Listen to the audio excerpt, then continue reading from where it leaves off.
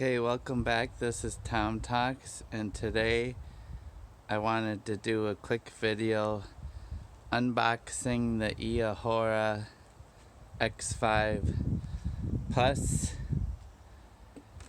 electric e-bike.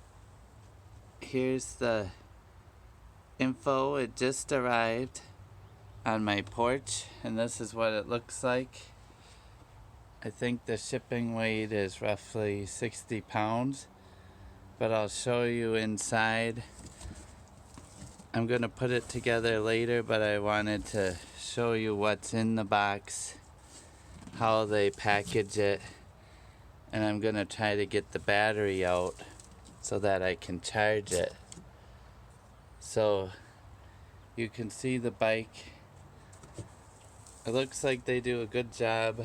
I was pleased to see all this foam packaging on the rack and the frame and the fender, and here's the seat, it appears.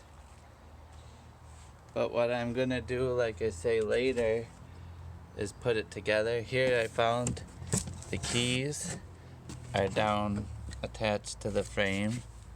There's no manual that I can see, and I'd read that online. You'll see the fat tire here.